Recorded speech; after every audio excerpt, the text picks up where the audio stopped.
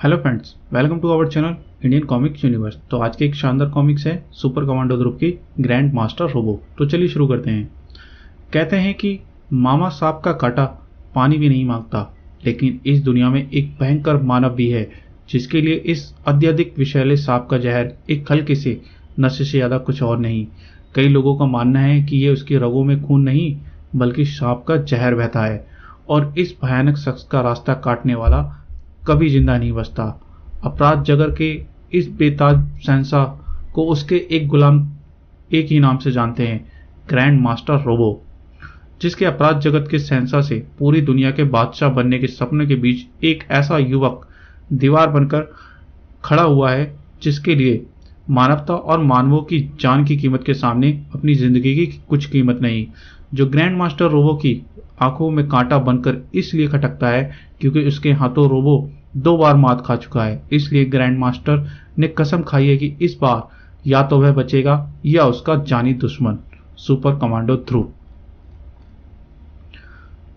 यह तो चूहे बिल्ली का खेल है सुपर कमांडो ध्रुव। अग्निमुख से तो तुमको साक्षात यमराज भी नहीं बचा सकते। आज मेरी जीत और तुम्हारी हार निश्चित है। हा हा हा हा।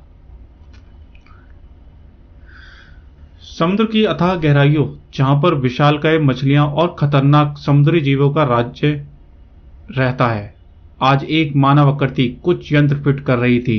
हेलो चीफ, मिस्टी हेयर, काम पूरा हो गया। अब यहां से निकलता हूं। आप 15 मिनट बाद सिग्नल भेजिएगा। मिस्टी का मैसेज आ गया है मास्टर। न्यूक्लियर टेस्ट के लिए हमारे सारे यंत्र फिट किए जा चुके हैं। अब सिर्फ रिमोट कंट्रोल से सिग्नल भेजने में देर है। देर क्यों? सिग्नल तुरंत चालू कर दो। लेकिन मास्टर, अगर इस वक्त धमाका हुआ तो मिस्टी उसकी चपेट में आ जाएगा। हर महान कार्य अपने हिस्से की बलि मांगता है और कितने कम लोग इस प्रोजेक्ट के बारे में जाने उतना ही अच्छा है। सिग्नल भेजो।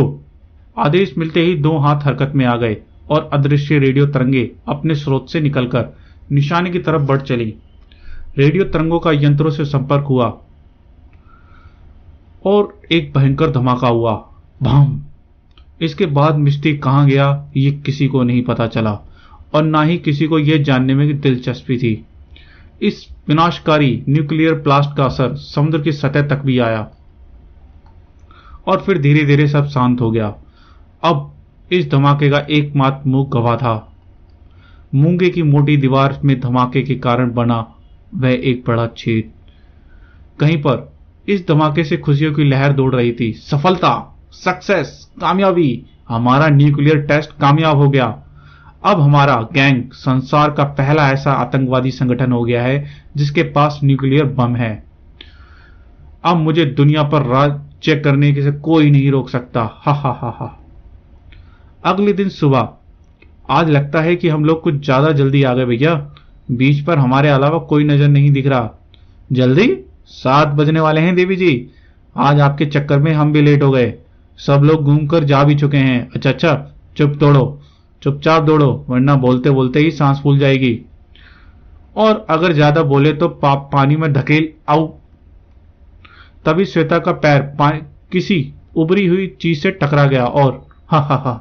देखा, दूसरों का बुरा चाहने वालों का खुद बुरा होता है। अब तुम स्नान ध्यान करो, तब तक मैं चक्कर मार कर आता हूं। पर जाने क्यों समुद्र आज कुछ ज्यादा ही आसान था। हा हा। अरे जैसे को तैसा मिला। कैसा मजा आया, खूब मजा आया। Oh my God. ध्रुव ने भी नजर घुमाकर श्वेता के आश्चर्य के कारण जानना चाहा तो वह खुद भी चकित रह गया। उसको भिगोने वाली विशालकाय लहर तो वापस लौट गई थी, लेकिन अपने पीछे छोड़ गई थी हजारों मृत समुद्री मछलियां। जहां तक नजर जाती तट मरे समुद्री जीवों से पटा पड़ा हुआ था। तभी ध्रुव के कॉलर में लगा बटन ट्रांसमीटर तेज सिग्नल देने लगा। ध्रुव उस सिग्नल को खास आवाज तुरंत पहचान गया। रेडियो एक्टिविटी, यानी इन मृत मछलियों में रेडियो एक्टिविटी की मात्रा बहुत अधिक है। श्वेता भागो वरना जान का खतरा हो सकता है। रेडियो एक्टिविटी, अजीब संयोग है। आज दोपहर में हमारी क्लास स्पेशल परमिशन लेकर राजापुरा एटॉमिक पावर स्टेशन देखने जा रही है और सुबह सुबह ही रेडियो एक्टिविटी के दर्शन हो गए। Hello police quarter, Dhruv here.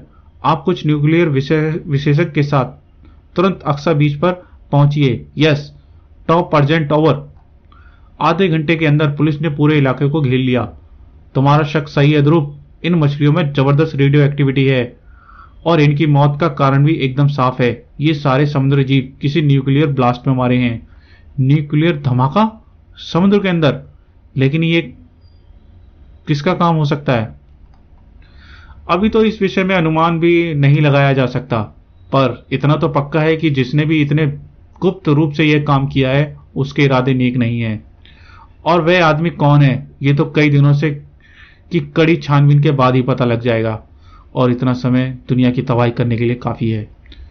घर पहुंचने के बाद ही ध्रुव का दिमाग इसी गुलथी में उलझा हुआ था। अगर यह पता चल जाए कि यह धमाका किस जगह पर हुआ है तो आगे का काम थोड़ा आसान। अरे ध्रुव, अंडे के बजाय हलवे पर नमक क्यों डाल रहे हो? कहाँ है तुम्हारा दिमाग? ओह, मैं कुछ सोच रहा था मम्मी। जरूर उसी न्यूक्लियर ब्लास्ट के बारे में सोच रहे होगे। लेकिन ध्रुव, ये मामला हमारी डिफेंस मिनिस्ट्री का है, तुम्हारा नहीं। इस घटना की गंभीरता को कोई समझ नहीं रहा पापा। ये एक भयानक विनाश की शुरुआत का संकेत है। अगर जल्दी ही इस मामले को निपटाया नहीं गया तो लाखों जानें एक झटके में खत्म हो जाएंगी। अगर मुझे किसी तरह से यह पता चल जाए कि यह धमाका समुद्र के अंदर किस जगह पर हुआ तो कुछ शुरुआत होती, लेकिन मुझे यह कहां से पता चलेगा? वेरी छोटी प्रॉब्लम डियर ब्रदर, तुम तो जानवरों से बात कर ही लेते हो। इस बार अपनी विद्या मछलियों पर आजमा कर देखो, शायद बात बन जाए। पानी में डुबकी मारो और किसी पढ़ी लिखी वेल से पूछो कि मैडम, क्या आप जानते हैं कि समुद्र में न्यूक्लियर बम कहां फटा? शट अप श्वेता, हर समय मजाक अच्छा नहीं लगता। लेकिन ध्रुव ने श्वेता की बात को मजाक में नहीं लिया। व्हाट एन आइडिया, मछलियों से बात? अरे ध्रुव, कहां चल दिए? नाश्ता तो करके दे जाओ। रुक जाओ भैया, ये कीमती सलाह एकदम फ्री है, मैं इसका पैसा नहीं लूंगा, डरो मत। चाहते हो तो जाओ, मैं भी चली। आज मुझे भी अपनी क्लास के साथ राजापुरा जाना है, एटॉमिक पावर स्टेशन देखने। अरे पर तू नाश्ता तो करती जा। नहीं मम्मी, मुझे बिल्कुल भूख नहीं है। इस पेट को आज क्या हो गया?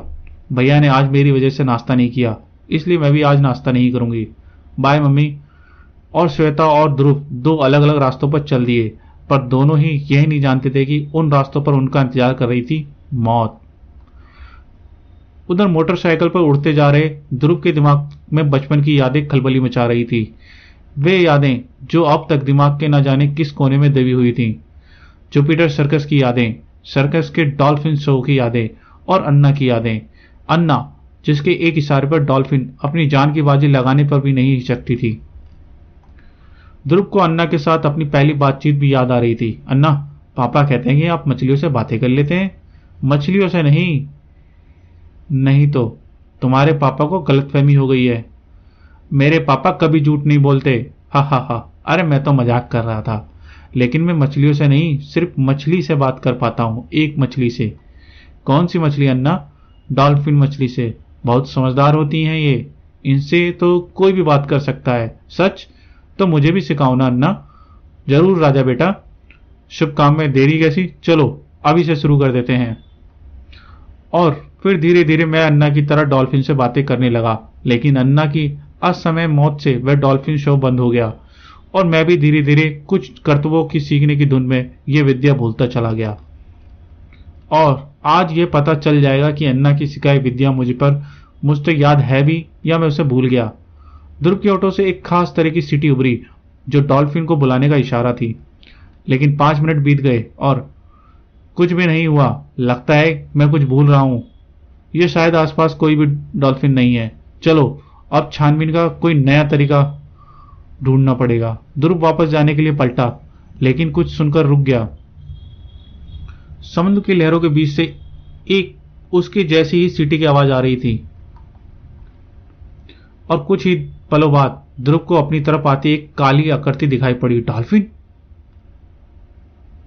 और फिर ध्रुव और डॉल्फिन के बीच से तेज और धीमी सीटी में बातचीत शुरू हो गई। ध्रुव को जो जानकारी चाहिए थी वह उससे मिल गई थी, लेकिन अब तक देर हो चुकी थी, क्योंकि इस वक्त राजनगर और राजपुरा के तटों के बीच का समुद्र जैसे खोल रहा था और उस खोलते पानी के बीच से निकल रही थी एक अत्यंत भयंकर आकृति, जिसकी एक झलक किसी के दिल की धड़कन को रोक देने के लिए काफी थी। ओह, मेरी नसें सूख रही हैं, मेरा दिमाग सुन्न हो रहा है। मुझे एनर्जी चाहिए, एनर्जी, ढेर सारी एनर्जी। इन मोटे तारों में जरूर हाई वोल्टेज बिजली की धारा बह रही होगी। इससे कम मेरी थोड़ी प्यास तो बुझेगी। आह! उस भयानक आकृति के मुंह से रोशनी की एक तेज लपट निकली और हाई टेंशन केबल के थामने वाले लोहे के मोटे गार्डर मोम की सामान पिघलने लगे और नीचे गिरते गिरते बिजली के नंगे तारों ने उस आकृति को अपनी लपेटों में ले लिया।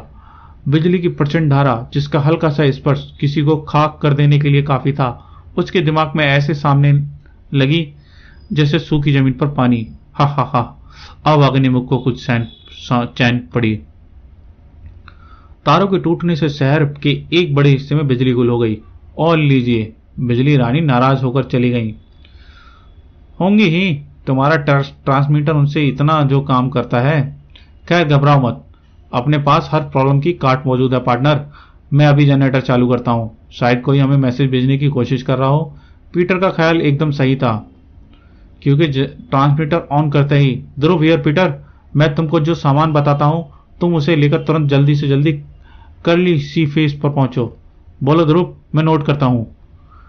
और दूर कहीं पर। इतनी जरा सी एनर्जी से कुछ नहीं होगा, इससे तो मेरी प्यास और बढ़ गई। ये तार उधर से आ रहे हैं, यानी उधर कोई पावर हाउस जरूर होगा, उसी से मेरी प्यास बुझेगी। ठीक उसी समय गांधी स्कूल की बस एटॉमिक पावर स्टेशन की तरफ बढ़ रही थी। चलिया, अब तो चलिया। चलो श्वेता, आ से गाओ, 1 2 3 4। आगे से भी जाने ना। हे मेरे राम, ये क्या है? सबके खिलखिलाते चेहरे पल भर में गंभीर हो गए। सबके चेहरों पर भय झलकने लगा। सामने बीच रास्ते पर खड़ी भयंकर आकृति सीधे नर्क से आई हुई लग रही थी। भयभीत ड्राइवर को बचाने का सिर्फ एक ही रास्ता समझ में आ रहा था। उसके पैर एक्सीलेटर पर दबते चले गए और बस बंदूक से छूटी गोली की तरह अग्निमुख की तरफ बढ़ी। टक्कर की आवाज बहरा कर देने वाली थी। अग्निमुख उछलकर दूर जा गिरा, लेकिन ड्राइवर की टक्कर मारकर भाग जाने वाली योजना असफल हो गई, क्योंकि बस भी पहियों से तार में फंस जाने के कारण वहीं रुक गई। बच्चों, बस से उतरो, उतरकर भागो। इसको टक्कर मारना मूर्खता थी। भगवान का शुक्र है कि इन तारों में करंट नहीं है। बच्चों से दोबारा कुछ कहने की जरूरत ही नहीं थी। सभी पलक झपकते ही बस से बाहर निकलकर छुपने के लिए भागे। तुमने अग्निमुख का रास्ता रोकने की जरूरत की, मैं तुम सबको राख कर दूंगा।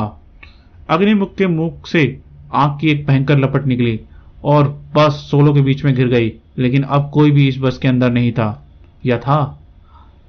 जब से मैंने रेडियो एक्टिविटी मछली देखी है, तब से मैं ऐसी ही किसी मुसीबत का इंतजार कर रही थी, और इसलिए मैंने अपनी यह पोशाक भी पैक कर ली थी। इस धुएं के बीच में कोई मुझे रूप बदलते देख भी नहीं पाएगा। और फिर जब इस एक्शन पैक्ड सीन में एंट्री होगी चंडिका की, टेंटने भड़ाम, धमाके के चंडिका के बाहर कूदते ही एक धमाके के साथ बस के टुकड़े हवा में उड़ने लगे। 1 मिनट भाई साहब, जाने से पहले ये तो बताते जाओ कि इस बस का हर्जाना कौन? उफ, मेरे रास्ते से हट जा छोकरी, वरना तेरे सुंदर शरीर को राख के ढेर में बदल दूंगा। यह तो सीधा एटॉमिक पावर प्लांट की तरफ बढ़ता जा रहा है। मुझे मारने में इसकी कोई दिलचस्पी नहीं है, लेकिन इसको पावर प्लांट पहुंचने से रोकना होगा, वरना जो कुछ होगा वह सोचकर भी रूह कांप जाती है। बस का भारी लोहे का चक्का अग्निमुख के शरीर से टकराया और अग्निमुख तारों के बीच में जा गिरा। चंडिका ने बिजली की सी फुर्ती से तार को पकड़कर खींचा और अग्निमुख का शरीर लोहे की एक मजबूत कुंडली में कैद हो गया। अब क्या इरादा है मिस्टर ज्वालामुखी? शांति से मेरे साथ चलते हो या 2-4 हाथ और दिखाऊं? हा हा हा, मूर्ख लड़की, तू समझती है कि तूने मुझे पकड़ सकती है? तो ये ले। और अगले ही पल अग्निमुख के शरीर से बिजली की एक हाई वोल्टेज करंट निकली और चंडिका का पूरा शरीर झंझना उठा। अब जिंदगी और मौत के बीच में सिर्फ 4 कदम की दूरी थी और चंडिका बचने के लिए कुछ भी कर सकती थी, और किसी गुप्त स्थान पर। मास्टर, गजब हो गया, हमारे न्यूक्लियर ब्लास्ट में मरी मछलियों राजनगर के तट पर पहुंच गई है। शैतान, तुरंत अपने कुछ आदमियों को ब्लास्ट वाली जगह पर भेजो ताकि वे लोग वहां लगे सारे यंत्र निकालना है, वरना उनके जरिए कोई हम तक भी पहुंच सकता है और यह काम तुरंत होना चाहिए। कहीं वहां पर कोई और हमसे पहले पहुंच गया तो पूरे संसार की जासूसी एजेंसियां हमारी तलाश करने लगेंगी। ग्रैंड मास्टर रोबो का शक बेबुनियाद नहीं था, क्योंकि ठीक उसी वक्त एक डॉल्फिन के पीछे दो आकृतियां न्यूक्लियर ब्लास्ट वाले स्थान की तरफ बढ़ रही थीं। अब रेडिएशन का स्तर बढ़ रहा है, यहां से तुम वापस लौट जाओ दोस्त, वरना तुम्हारी जान को खतरा हो सकता है। अब न्यूक्लियर ब्लास्ट वाली जगह यहां से ज्यादा दूर नहीं होगी। डॉल्फिन तुरंत वापस घूम गई और ध्रुव तथा पीटर ने अपनी यात्रा जारी रखी। यहां पर रेडिएशन की मात्रा बहुत ज्यादा हो गई है। शुक्र है कि हमने पहले से ही एंटी रेडिएशन सूट पहन रखे हैं। ध्रुव, वह देखो, मूंगे की दीवार में एक बड़ा छेद। इसके अगल बगल कुछ यंत्र और तारों के गले टुकड़े भी हैं। मुझे पूरा यकीन है कि यही न्यूक्लियर ब्लास्ट वाली जगह है। यहां से कोई ऐसा सबूत। गुड गॉड, क्या हुआ पीटर? देखो इस छेद के पार। वाह! ध्रुव के दिमाग से सारी परेशानी एकाएक गायब हो गई, क्योंकि उसकी आंखों के सामने एक ऐसा अद्भुत दृश्य था जिसकी आज तक किसी ने भी नहीं देखा था। यह क्या है ध्रुव? पता नहीं पीटर, लेकिन लगता है कि हम लोगों ने कोई बहुत अद्भुत चीज ढूंढ निकाली है। हमको अंदर चलकर देखना चाहिए कि आखिर ये क्या है, सच या नजरों का धोखा। बाद में पीटर, अभी नहीं। किसी भी चीज को अच्छी से समझ बूझ कर ही आगे कदम बढ़ाने चाहिए। वैसे भी हमारा मुख्य काम अभी इस ब्लास्ट की छान। और पीटर की आवाज सुनकर ध्रुव पलटा,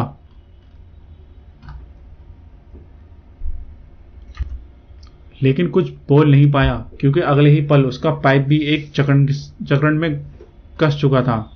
मास्टर का ख्याल सही था, कुछ जासूस हमारी तलाश में यहां तक पहुंच गए हैं, लेकिन वे यहां से जिंदा वापस नहीं आउट। ये जरूरी उसी किसी कमीने के आदमी होंगे जिसने इस स्थान पर न्यूक्लियर धमाका किया है, और ये मुझ पर उस तक पहुंचाएंगे। मास्क के कारण रोबो के आदमी यही नहीं समझ पाए कि उनका मुकाबला साधारण जासूसों से नहीं, बल्कि ध्रुव और कमांडो पीटर से है। मुकाबला बहुत मामूली और छोटा सा हो सकता था अगर उसी वक्त रोबो के कुछ और आदमी वहां पर न पहुंच जाते। एकाएक दुश्मनों की संख्या कई गुना बढ़ गई। ओह, अब तो बगैर किसी मदद के इनसे जीतना मुश्किल है, पर मदद आएगी कहां से? यहां तो किसी को भी नहीं मालूम कि हम कहां। लेकिन तभी ध्रुव की सोच को गलत साबित करती हुई मदद आ पहुंची। डॉल्फिन का हमला अप्रत्याशित और जोरदार था, और पानी के अंदर एक डॉल्फिन 10 आदमियों के बराबर थी। रोबो के आदमियों के पास अब भागने के अलावा कोई और चारा नहीं था। भागो! मैं तो तेरे बोलने से पहले ही भाग रहा हूं। वाह दोस्त, आज तो तुमने ही बचा लिया। आओ पीटर, अब वे लोग जल्दी वापस आने की हिम्मत नहीं करेंगे। पीटर! लेकिन पीटर सुनने की हालत में नहीं था। लड़ाई के दौरान रोबो के आदमी पीटर का मास्क नोचने में सफल हो गए थे। ओह, अब तो पीटर को लेकर तुरंत सतह तक पहुंचना होगा। लेकिन सतह तक पहुंचते पहुंचते तो पीटर का दम घुट सकता है।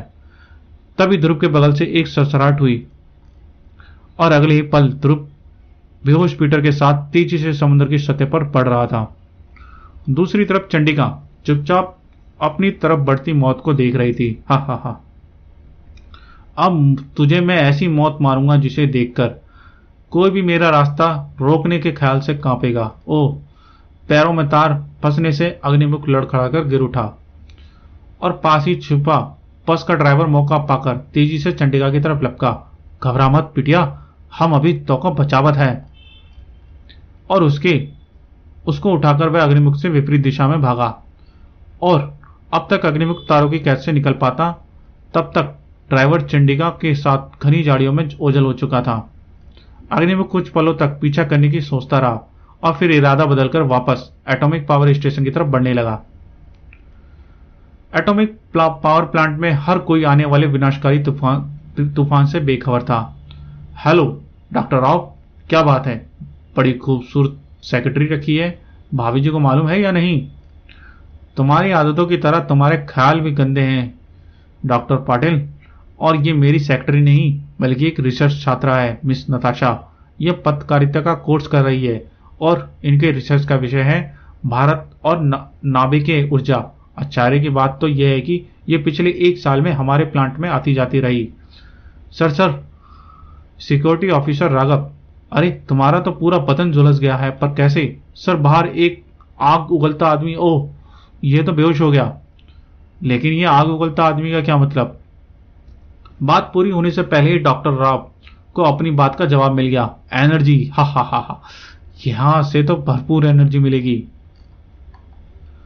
थोड़ी ही दूर पर चंडिका की ताकत धीरे धीरे वापस आ रही थी। ओह धन्यवाद, अगर आप खतरा मोल नहीं लेते तो मैं जिंदा नहीं बचती।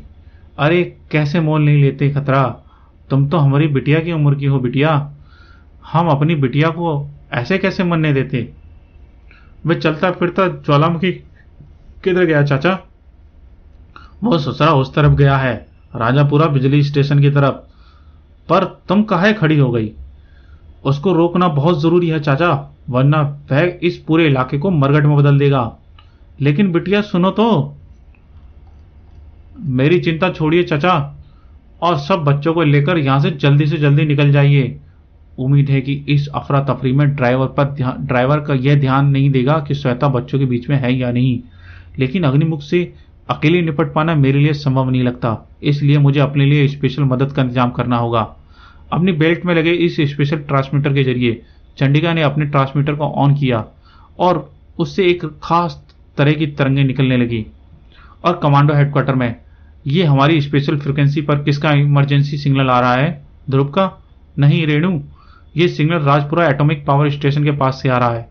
और ध्रुव ने तो अभी कुछ ही देर पहले पीटर को कर्ली सी फेस पर बुलाया था। कर्ली सी फेस और ये पावर प्लांट तो अलग अलग दिशा में है, फिर ये सिग्नल किसका हो सकता है? किसी का भी हो, लेकिन उसकी मदद तो करनी ही होगी। पर राजापुरा पहुंचते पहुंचते तो बहुत देर हो जाएगी, और ये इमरजेंसी सिग्नल है। देर नहीं होगी करीम, क्योंकि हम लोग वैन से नहीं स्टार हेलीकॉप्टर से जाएंगे। चलो फास्ट, एक पल की भी देरी करना ठीक नहीं है। उधर अग्निमुख को सिर्फ एक चीज की तलाश थी, एनर्जी की। उसके रास्ते से रुकावट डालने वाली हर चीज उसकी दुश्मन थी। और जब तक चंडिका पावर स्टेशन पर पहुंचती, अधिकतर लोग वहां से भाग चुके थे। हा हा हा हा, एनर्जी पीने की शुरुआत यहीं से की जाए। हे भगवान, यह तो साक्षात भस्मासुर लग रहा है। लेकिन मैं भी इसको रोकने का कोई ना कोई रास्ता निकाल लूंगी। ओह, अब मेरी ताकत कुछ वापस आ रही है।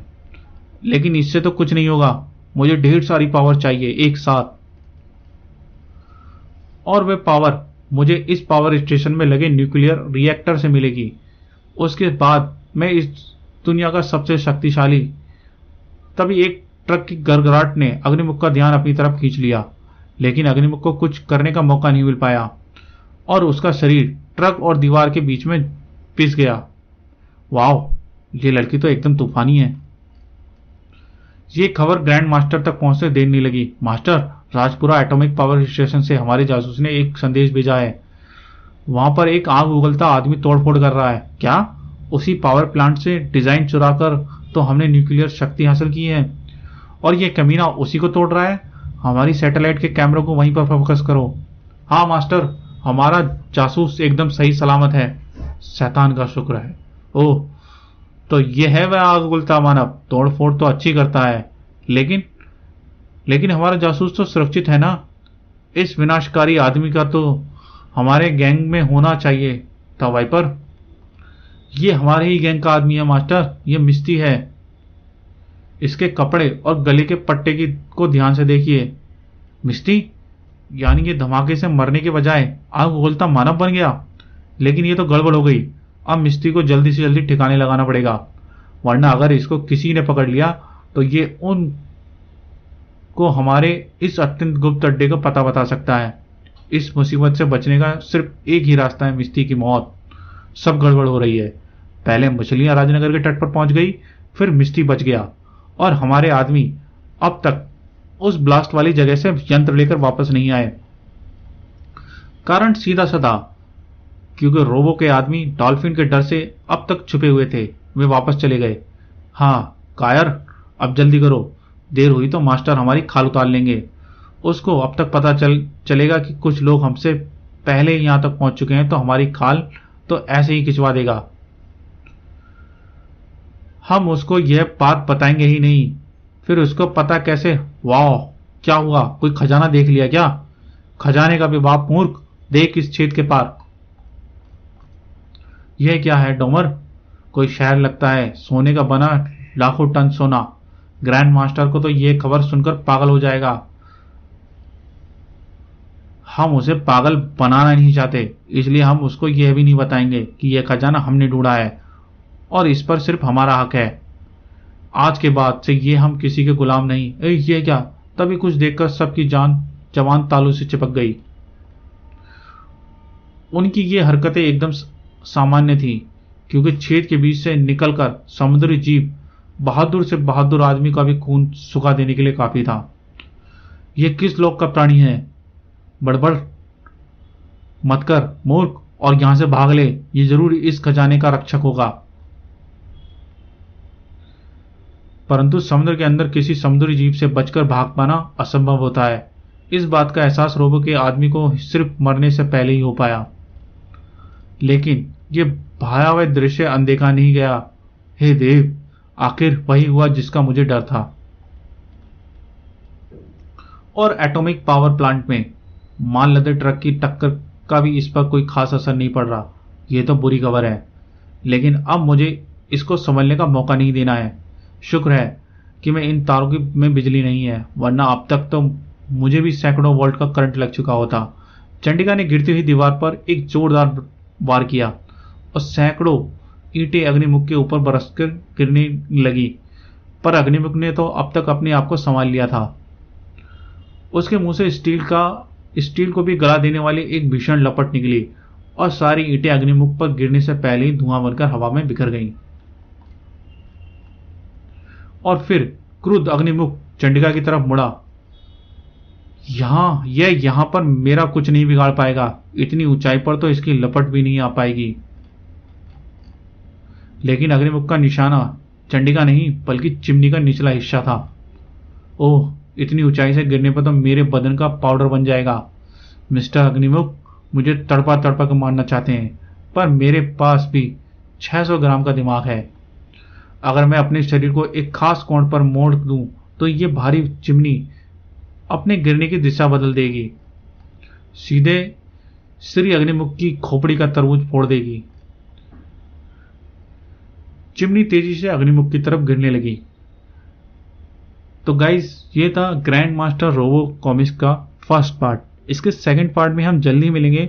गाइस, अगर ये वीडियो आपको पसंद आई हो तो इस वीडियो को लाइक करें, चैनल को सब्सक्राइब करें और बेल आइकन का घंटा प्रेस करना ना भूलें, जिससे आपको आगे आने वाली कॉमिक्स का नोटिफिकेशन मिलता रहे। तो ठीक है, जल्दी ही मिलते हैं हम ग्रैंड मास्टर रोबो के सेकंड पार्ट में। Thank you.